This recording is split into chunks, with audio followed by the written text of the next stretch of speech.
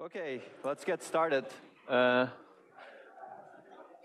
We have a lot to cover, and before we end the first part of the lecture today, I'm going to give about 5 minutes to two of your colleagues or one of your colleagues who will make an announcement of a survey.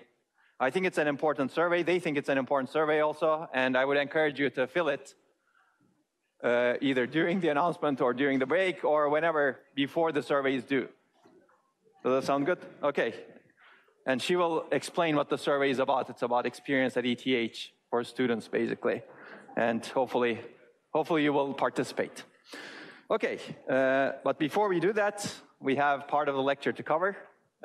Remember, we were talking about instruction set architectures, and this is your last chance for a reminder because this is happening at 4 p.m. at 16 today. So if you want to come, learn, come.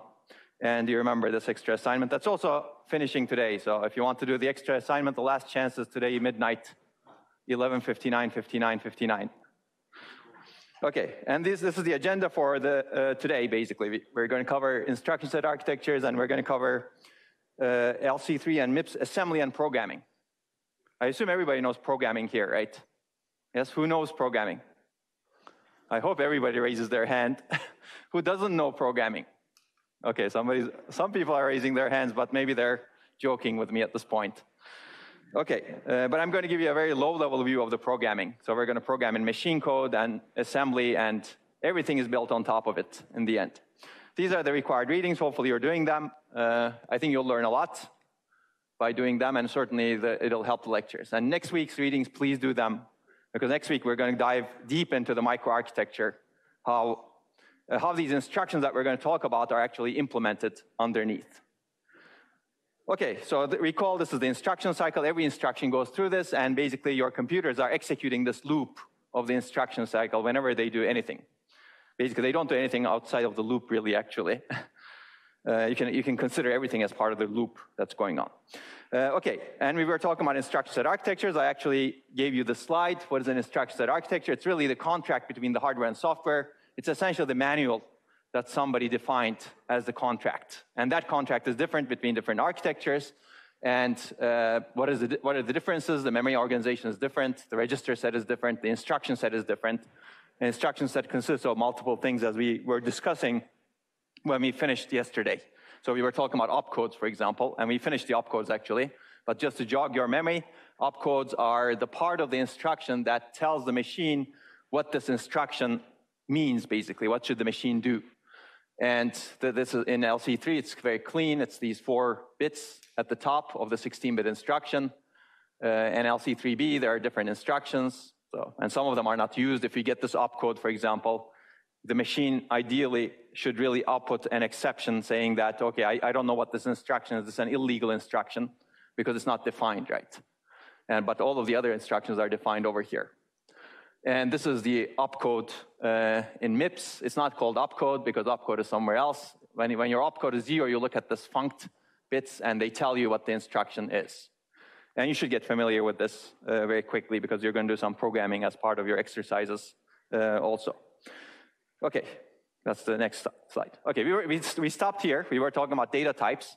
This is a second part of the set of instructions that are important. Basically, what kind of things do the instructions operate on? So bytes, words, they're data types for sure, but they're not very interesting data types maybe. But there are also other data types like 2's complement integers. Do you guys know what 2's complement integers are? Okay, good. Most people know. Well, if you don't know, basically these are positive and negative integers, and the way you take the negative of a number, of a binary, 2's complement binary value x is you basically do a not on the x, which is the bitwise complement, and then add 1 to it. And if you don't believe me, do this for a bunch of numbers, and by induction you can prove that this works actually. Okay, for example, if you do the negative of 0, you not the 0, 0 is all zeros, not is all ones, right? And then add 1 to it, you get all zeros again, right? Of course, you ignore the carry. Okay, so this is how you do arithmetic using 2's complement integers in a binary machine.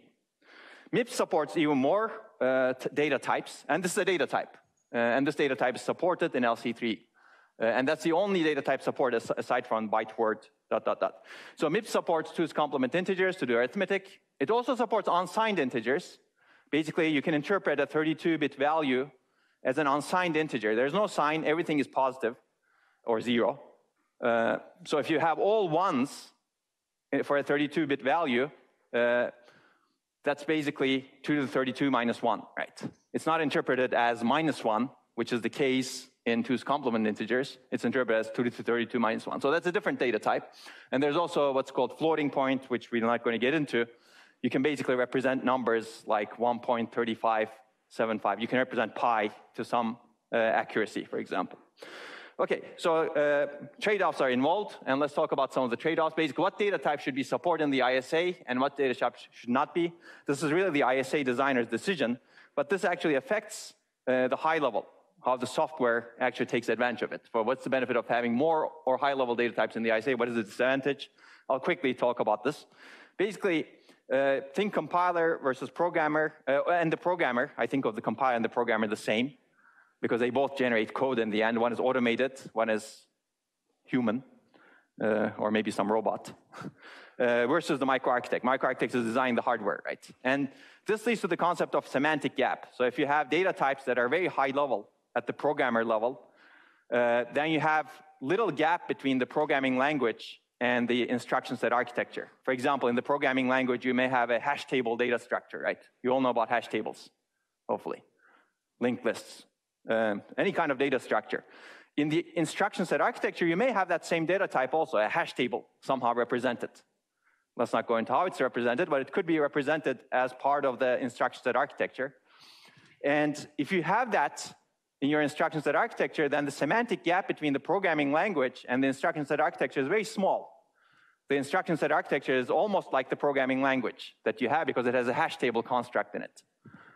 Now, this may be good because now the programmer wants to write a hash table. In assembly programming, you just say hash table, right? Or some way of expressing it.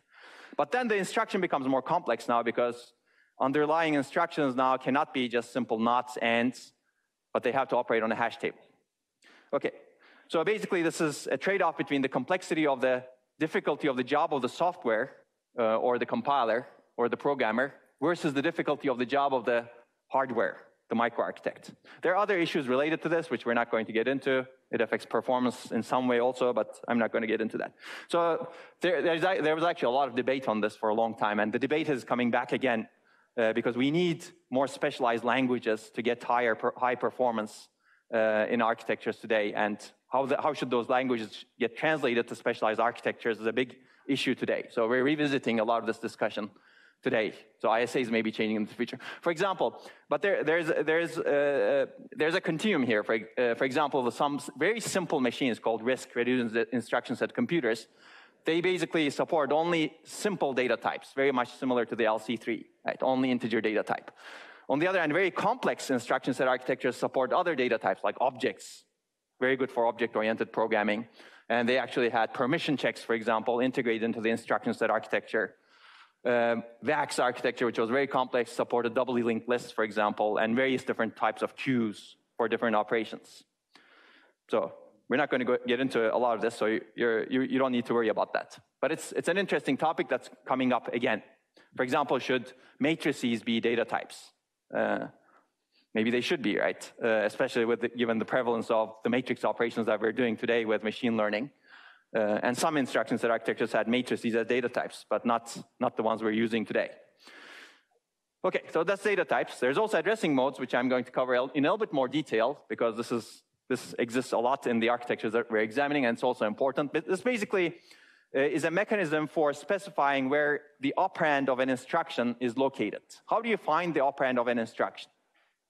And we've seen already some addressing modes. I already told you a bunch of them.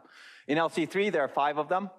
Immediate or literal, constant. The operand is in some bits of the instruction, and we've seen that. If you remember the add immediate, we're going to see more of that. Register, the operand is one of the registers, general purpose registers, R0 to R7, and that's in the instruction encoding itself. You can get it directly from there and then access the register. And there are also memory. The operand is in memory, but then the question is, how do you calculate the address in memory? And LC3 has 3 different ways of calculating the address of the operand. One is PC relative, PC plus some offset. The other is indirect, and the other is base plus offset, or register plus offset. We've actually seen PC relative and base plus offset yesterday, but I'm going to go through this a little bit more. We haven't seen indirect. Indirect is very interesting. If you want to do indirection through memory, there's support in LC3 for that instruction. MIPS has many of these, not all of them, but it also has a pseudo-direct addressing mode, which is for jump and link, as we will see later. But it doesn't have the indirect addressing mode because it's too complicated for MIPS. It's actually interesting. It's a bit complicated for LC3. That's why it was removed from LC3B. Okay, so let's talk about operate instructions, and then we're going to go into instructions. That's going to be the first half of the lecture. There are 3 operate instructions in LC3. NOT is a unary operation. There's one source operand. Unary means there's one source operand, and NOT is essentially the bitwise complement. Well, I said that already. Add and AND are binary operations. They have 2 source operands. And the add is 2's complement addition, but AND is a bitwise operation. In MIPS, there are many more because it's more expressive. LC3 is very basic. And you know by now that if you have AND and NOT, you can do anything, right? Add is there for convenience, of course, right? And because you're functionally complete once you have AND and NOT. So in MIPS, there are many more. Most R-type instructions are binary operations. Like add, AND, NOR, XOR, which is good. There are I-type versions of it, which basically operate on not 2 registers, but 1 register and 1 immediate operand, and then write the result into a register. And there are F-type operations, floating point operations that we're not going to go into. If you're interested, this is very interesting, but we don't have time, unfortunately. So let's take a look at NOT in LC3. These are going to be very simple, so I'm going to go through relatively quickly. So if you have questions, you should shout. So basically, this is unary operation. It has 1 source operand and 1 destination, basically. And you see this, you can figure this out based on the manual that you have for LC3, which is in the blue book. I don't have blue book. But how is this implemented in the data path? Basically, whenever you decode NOT in the decode stage, you jump into a state where ALU operation gets the right signals to do the NOT, basically. From the finite state machine where we decode, you get the NOT operation. And basically, the source register is specified to be the source register ID that's in the instruction, these bits. And the destination register is specified to be the destination register ID. And these bits don't matter, basically, for NOT. You don't interpret them when you're decoding NOT because they don't mean anything for NOT. And basically, what happens in the machine is you take the source register, do the bitwise complement, and write the result back into the register file. That's it. And if you have read Pat and Patel book, you will see this exact figure from over there. So there's one interesting choice in MIPS. There is no NOT in MIPS. You would expect NOT in MIPS. Do you guys know how you would implement a NOT in MIPS?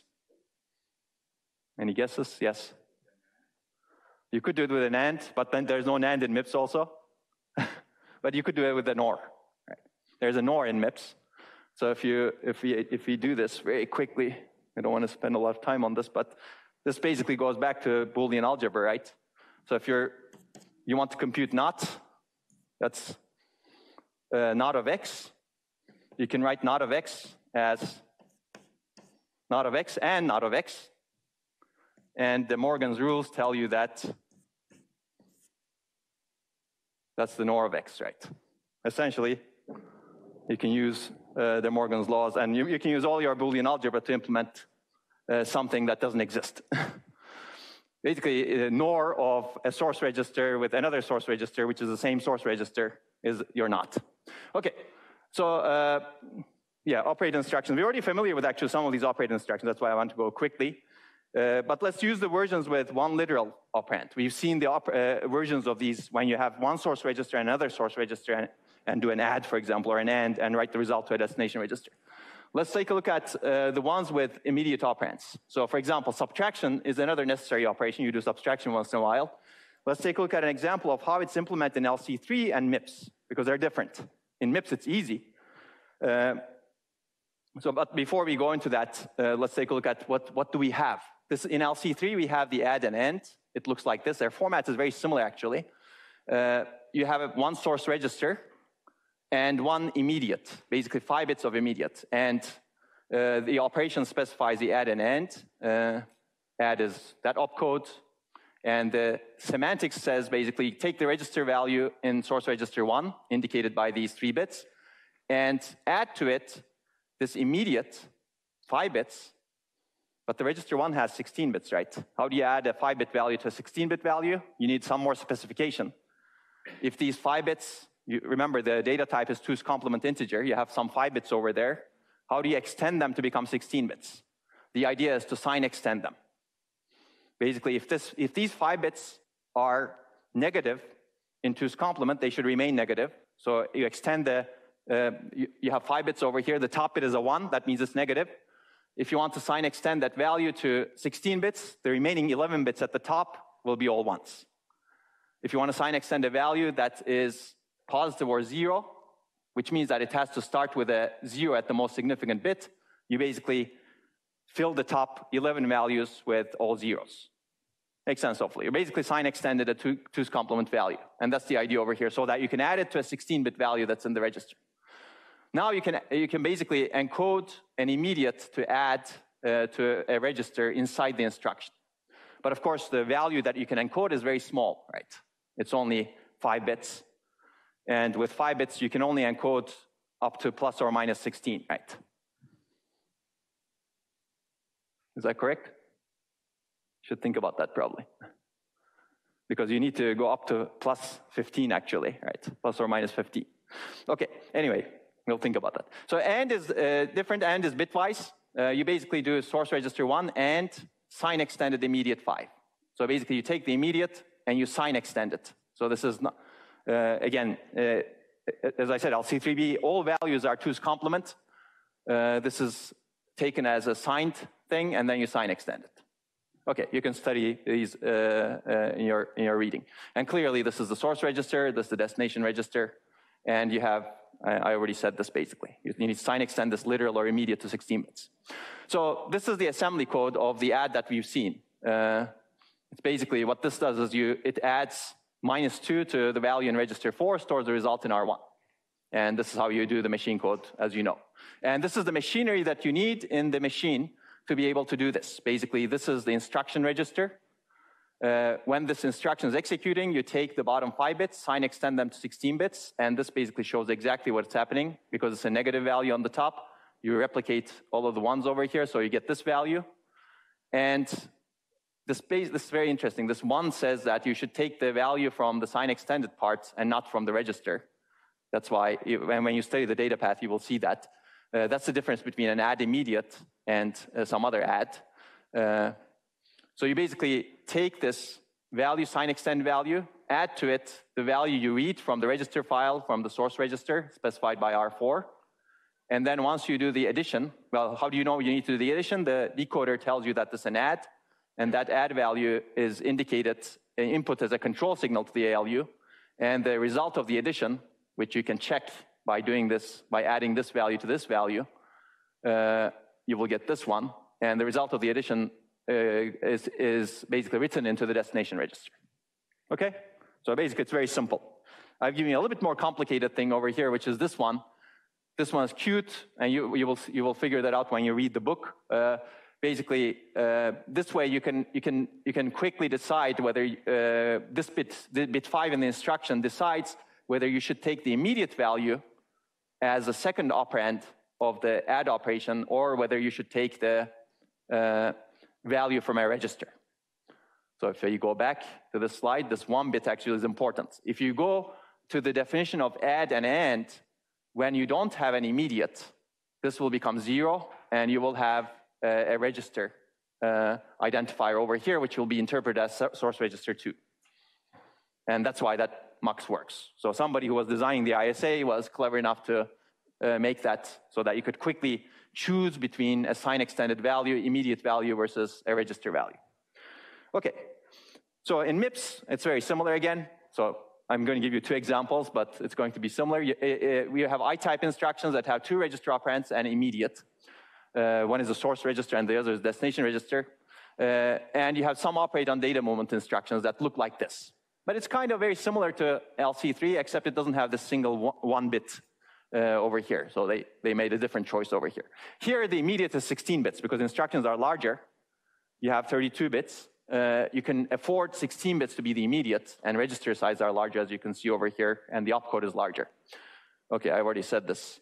So this is the destination register in some instructions, it turns out, and source register in others. So there's this, it's not very nice, but you need to look at the definition of the instruction to see what RT, what these bits specify. Is it the destination register or is it the source register? That's why it's not called RS2 over here, because sometimes it's the source, sometimes it's the destination, depending on the opcode. And immediate is the literal or the immediate. So let's take a look at a similar example in MIPS. If you want to add value 5 to register S1, store the result in S0, that's how you would write the MIPS assembly. And that's what the field values look like. And MIPS also does a sign extension, basically. So you sign extend this, so you register S0, S1 contains a 32-bit value, 2's complement, let's say. And immediate has a 16-bit value. What do? You sign extend it to 32 bits.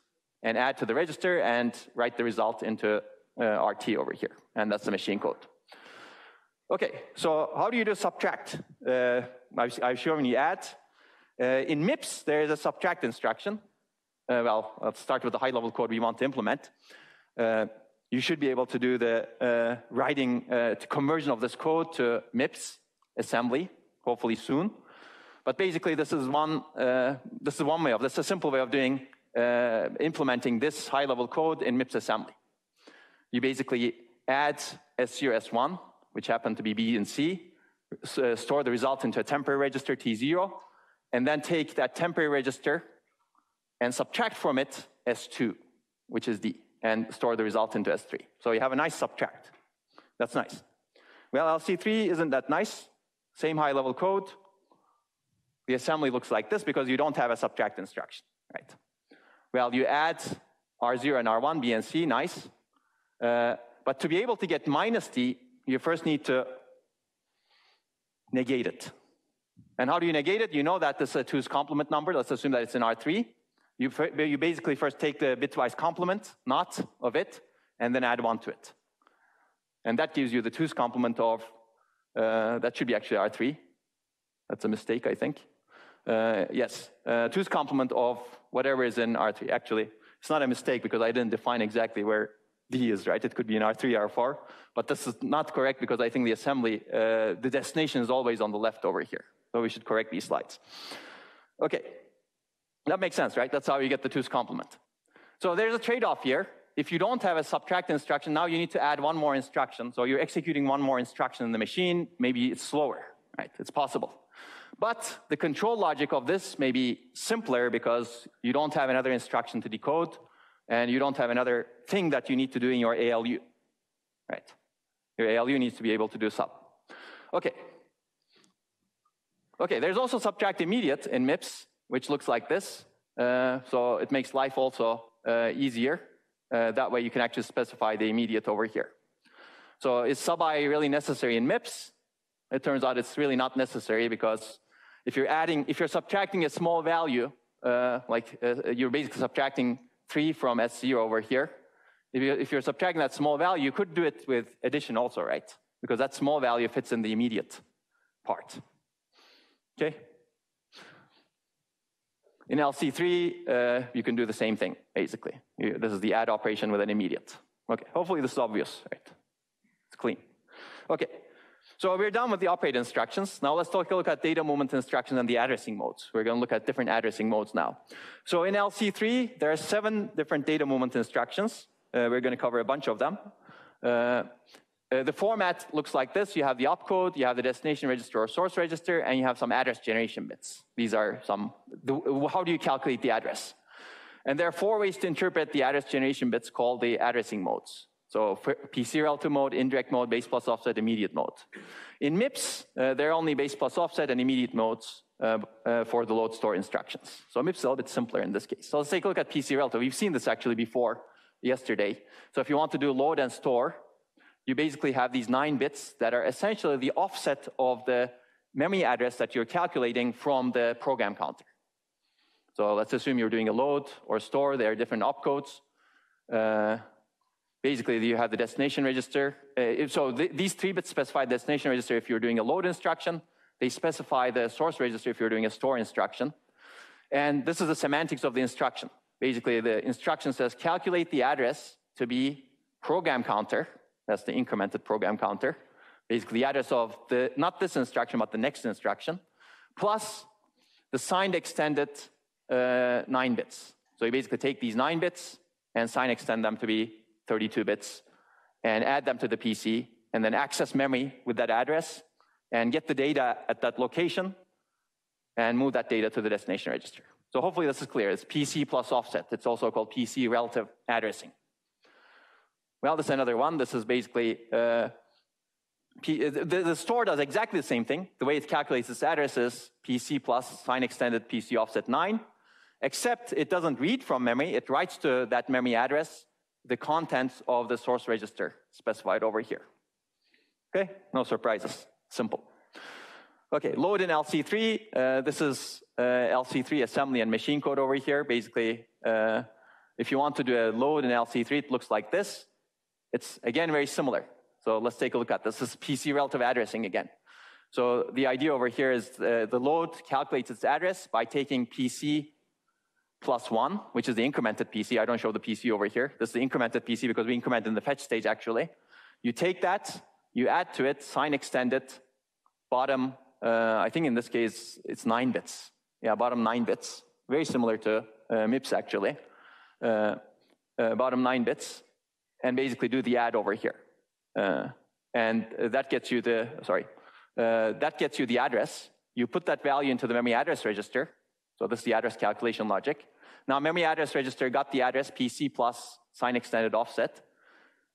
And you need to read memory, wait until the memory finishes, and the memory will output the data into the MDR. And then the next cycle, you take the data in the MDR and put it into the destination register that's specified by the instruction. So you've seen something similar yesterday, so it shouldn't be a surprise. So clearly, in this case, the memory address is only plus 2 to the 9. I guess it's because it's a 2's complement. You have 9 bits. You can express the integers, 2's complement integers that are between 2 to the 8 and minus 2 to the 8 minus 1, right? Which are essentially 256 and minus 255. So that's your range that you can address in this case. So you can go only so far from this instruction. This instruction is at PC. You take PC plus 1, and you can go only 256 words high and 256 words lower. So, but the entire memory is, if you remember, it's 16-bit addressable. It's 2 to the 16, right? Clearly, you're not able to address the entire memory in this case. So this is an addressing mode that's not always useful. It's always useful if you know the offset of if you're close enough to the instruction, if the location that you want to load is close enough to the instruction in the layout, in the memory layout, and yeah, that's basically it. And you should know the address, of course. So there's a limitation. The PC relative addressing mode cannot address far away from the instruction. As a result, people have different addressing modes. Indirect addressing mode is the most complicated one. Well, we know the Base+Offset addressing mode, so I'm not covering that. We covered that already. Let's take a look at the indirect addressing mode. It's a bit more sophisticated. It looks like this. It looks very similar. Basically, you have the opcode, LDI, and STI, and the definition looks like this. So it's basically an indexed access. You first calculate the address as we did with load, PC plus sign extended, PC offset 9. Go to that memory location, take the 16-bit value. Now don't load that directly into the source register, but treat that value as an address and go to memory again. And now when you access memory with that address, get the value in that location and put it into the destination register. So that's the idea over here. You generate an address, go to memory, access memory, treat that location, treat that value in that memory location as an address again, and then go to memory again. So this is the LDI. Let's take a look at how this works. Again, you need exactly the same machinery. So you first calculate the address, incremented PC plus sign extended value. That's your address. You put the address into the memory address register, do the memory read, get the data into the memory data register, but now take that data and put it back into the memory address register, access memory again in the 4th step, and then once you get the data in the MDR, that's your data that you read. Make sense? So you're basically indexing. You're using the address of, you're using the data value in the first address you calculated as an address to go and access somewhere else. Now this is good because now the operand can be anywhere in the memory, right? Yes? When I'm doing the first memory access and I get the new address that I want to look at, do I once again store it in the MAR, or can I potentially do process to go straight to the location? Well, to be able to access memory, you have to put something into the MAR. So yes, you need to put it into the MAR. Yeah, there's an internal mechanism that needs to make sure that you don't. Basically, you need to be sure that you read the value before you destroy MAR. Okay. Okay, so this is interesting because now you can do indexed addresses. You can actually have a pointer or a memory address inside one location in memory and use that to access somewhere else. Okay, so Base+Offset, I've actually said that we've done it, but I'm going to go through it again. Basically, this is the Base+Offset addressing mode. This is hopefully relatively simple. You basically take the base register, sign extend the offset with the 6-bit offset in this case, because you have to encode the base register, and this has to be only 6 bits. And that's your address over here, and you access memory directly with that address and get the data value and put it into the destination register. So this is not indirect, as you can see. Once you calculate one address, you go to memory and get the data value. And store is the opposite, as we've seen. LDI is very interesting. Load indirect is very interesting because it enables indirection. So if you actually have, for example, an array of an array, for example, you can use that you can use LDI to calculate the address that you want to access in that array of an array, right? Okay. Okay, this is the assembly and machine code. Let's make it a bit boring because we're doing something similar, but I'll go through it so that you learn it fully. So basically, this is load register, that's why it's called LDR. You basically need to sign extent this immediate and add to it the base register. And base register in this case is 2. You do the addition, and that's your address. You put it into the memory address register. You wait for memory. That's the second step. Memory responds back. You get the data, and the data goes into the destination register. So it needs a different path over here to do the addition, as you can see. Okay, I've already said all of this. Okay, in this case, the address of the operand again can be anywhere in memory because you can put anything into this base register, right? Base register is 16 bits, memory address is 16 bits, so you could actually initialize a base register as you want.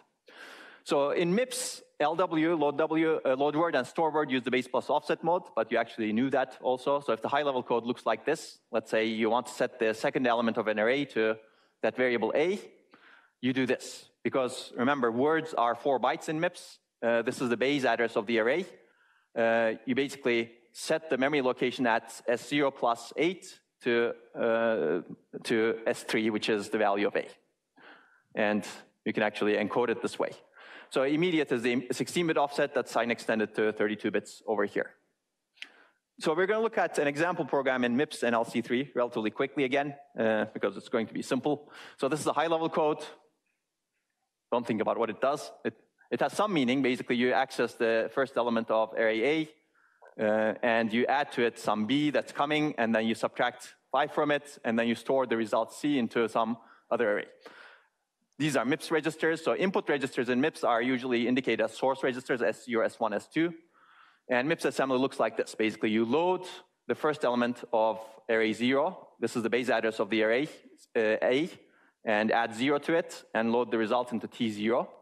And then add T0 to S2, which is B, as we said, and store the result in T1, and subtract 5 from T1 by using the add immediate, store the result in T2, and store the word in T2 to the first element, first word of this array, which is starting at S1, and you add 0 to it because this index is 0. So hopefully this is obvious at this point.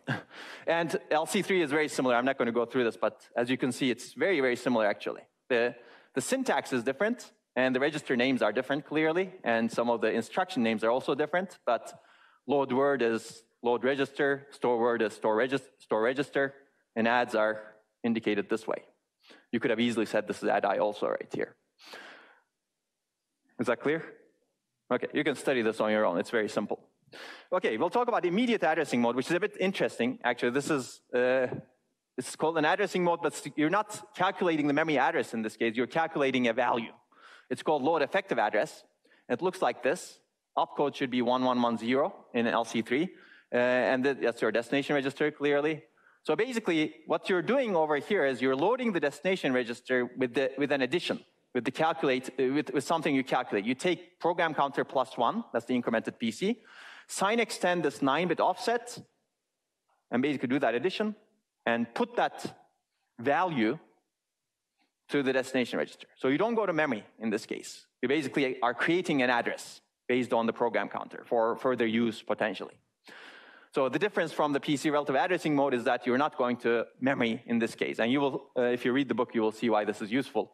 Basically, instructions with PC relative mode access memory, but LEA does not. LEA just calculates an address with the PC and this offset, and then puts that into a register. That's why it's loading an effective address. Actually, load, I don't like the word load over here because it's not, load means that you're loading from memory, but this is really not loading from memory. So don't get confused. But all ISAs have idiosyncrasies like this. So this is LEA. Again, what it does is there's no memory access. That's why we don't have memory over here. You take the incremented PC and you sign extend this literal or immediate to 16 bits, do the addition, put the result into the destination register. And now you can use that as the base address of something, right? Now you can use that location value as the base register for a load instruction in the future. Okay, so in MIPS there's also something kind of similar, the LUI, load upper immediate. It loads a 16-bit immediate into the upper half of a register and sets the lower half to 0. So if you want to initialize a value, that's a great way to do it in MIPS. So it's used to assign 32-bit constants to a register. So high-level code, you want to assign this blah blah value for A. How do you do it in MIPS? Well, how do you construct this register basically? First, you do load upper immediate. Basically, you load the 65E. What this does is, it basically takes this value, puts it into the top 16 bits of the register, and clears the bottom 16 bits to 0. So now you have the top half of the register, 65E, all zeros at the bottom. How do you put 4F3Z at the bottom? Well, you OR the register that you just created with the bottom values. Make sense? That's how you construct. Why could you not have constructed with a single instruction?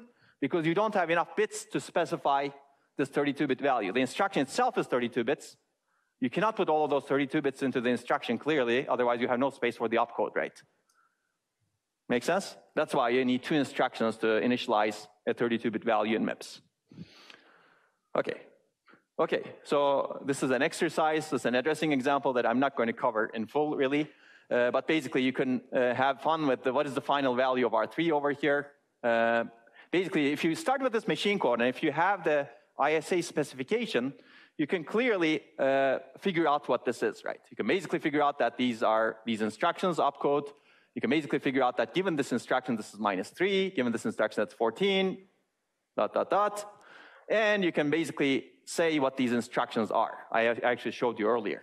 Basically, and then you can basically simulate what this does. This basically takes PC -3 and initialize R1 with that. That's R1. And then basically you simulate all of this. I would recommend that you go through this on your own. It's very simple. I don't think it's worth our time to go through this step by step over here. And we will see actually some other examples later on. So if you're given this machine code, and if you're given the specification of the instructions that contract, hardware-software contract, you can basically figure out what the program does. And this is actually in chapter 5.3.5. And the final value happens to be 5. So, okay, let me go into control flow instructions, and then I'm going to take a quick break so that your colleague can make an announcement. Clearly, control flow instructions allow a program to execute out of sequence, right? You have conditional branches and jumps, and we've seen the jumps. Conditional branches are used to make decisions. For example, the if-else statement. I said that before. In LC3, there are 3 condition codes. Jumps are used to implement loops and function calls. They're not conditional branches. So for example, in LC3, so jumps are unconditional. You have jump in LC3 and J in MIPS. Let me see if I want to cover this So, okay, maybe it's a good time for you to make the announcement, but I will keep the break relatively short. Please be back by 12 past so that we can continue. Okay, so let's get started.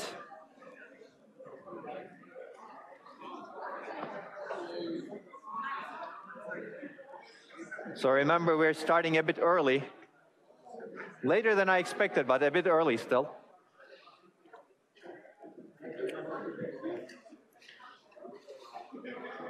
And we'll have more fun with the control flow instructions now.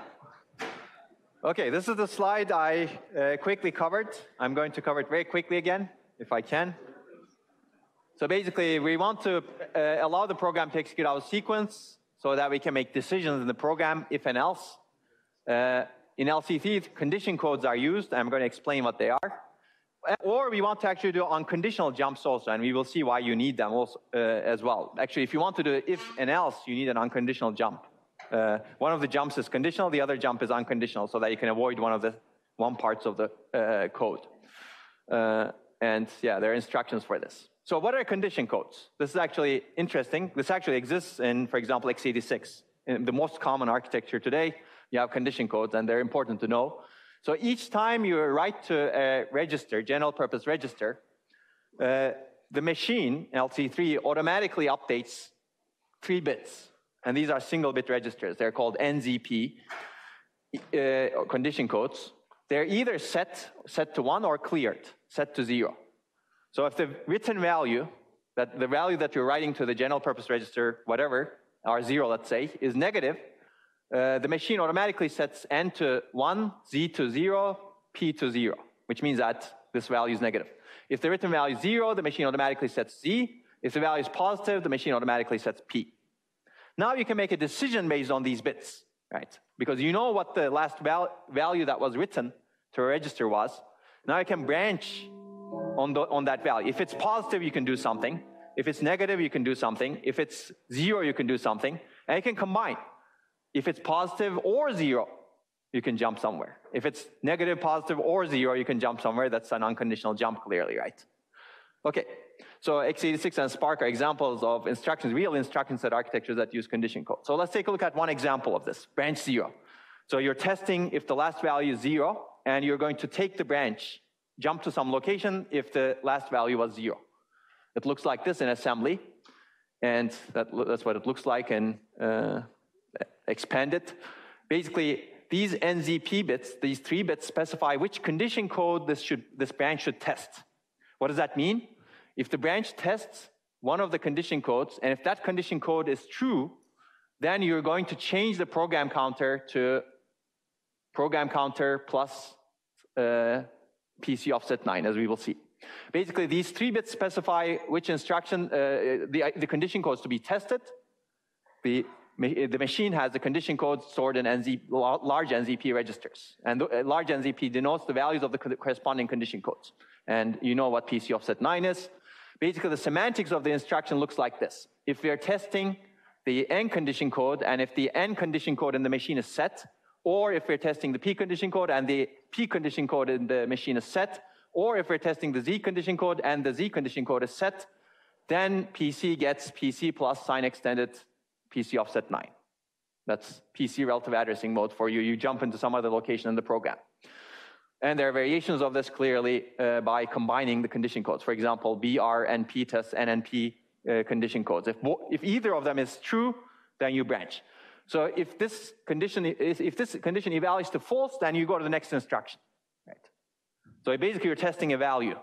If A is equal to 0, go somewhere, do the if statement, otherwise fall through.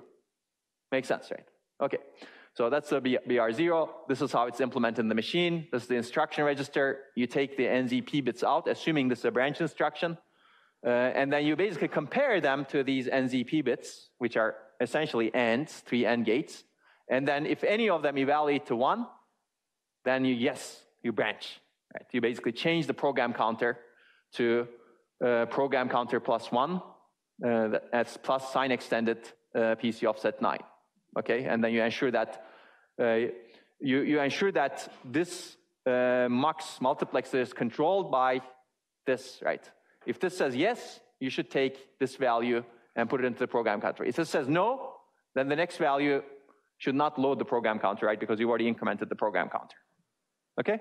Yes, very quickly. Are the capital N and P's fixed, or can they be defined for the program? No, these are fixed basically. Whenever you write to a register, the machine automatically calculates whether the value is negative, 0, or positive, and it automatically sets those bits. Okay? So you cannot set it explicitly. You have to do an operation. We can set it explicitly, but you have to go through writing to a register. Okay, so one question is, what if N, Z, P are all 1? What does the machine do? Branch N, Z, P? I already told you, actually, yes? It's unconditional, basically. You're testing all of the bits, and hopefully the written value is one of them, right? Otherwise, you have a bug in the program. Because negative, 0, and positive cover all possible values in 2 complement integer. Yeah. What if N, Z, P are all zeros? Yes? Exactly. Basically, it's a no-op. We call it a no operation. You go to the next instruction, basically. You may want to add those, so think about why you may want them. Okay, so branches in MIPS are similar, except they don't use condition codes. MIPS doesn't have condition codes. It has a different architecture. So basically, branch equal looks like this. Basically, this checks whether S0 is equal to S1. If that's true, then the PC is changed to a PC plus offset, sign extend offset again. That's the idea. It's very similar. And these are the source register, RS and RT. That's the opcode. That's the offset. And if RS is equal to RT, as I said, then PC gets PC plus sign extend offset. Of course, multiplied by 4 because you need, you go to a word, right? And this is by the decimal. And there are variations in MIPS, like branch greater than 0, for example, branch less than or equal to 0, branch not equal, and branch equal. Sounds good, right? So a MIPS assembly looks like this. LC-3 assembly looks like this. The equivalent LC-3 assembly. So what is it doing? Basically, MIPS instruction is powerful. It's really comparing S0 to S1 and checking if they're equal. Whereas LC-3, you don't have such an instruction. It's not as powerful, but you can construct the equivalent of that instruction from multiple instructions. Well, what do you need to do? Basically, you want to compare one register to another register, to R1 to R0. That's what you do, basically. You first negate R1. That's the 2's complement of R1. The result is placed into R3. That's minus R1. And then you add minus R1 to R0. And the result is written into R4. Now, if the value in R4 is 0, that means that R1 and R0 are equal, right? And then you take the branch, if the 0 condition code is set, to offset. If the value is 0 over here, if R1 and R0 are equal, the condition code will be set to 0, and this branch is equivalent to this branch. Actually, this whole set of instructions is equivalent to this single instruction. So basically, you have a trade-off in the instruction set here. Do you have a powerful instruction, or do you have not so powerful instruction? It's a very similar trade-off. The same functionality requires clearly more instructions in LC3. And also, the fact that you don't have a subtract adds one more instruction over here. But the control logic requires more complexity in MIPS. Now you actually need to orchestrate the fact that you're doing a comparison. And if it's 0, you need to do a 0 check over here. That 0 check happens automatically here to set the Z bit. But this instruction needs to do a lot more. Okay, so that's the end of 10A. So we covered a bunch of stuff, as you've seen. Hopefully this is clean and interesting. Any burning questions while I context switch to the other lecture?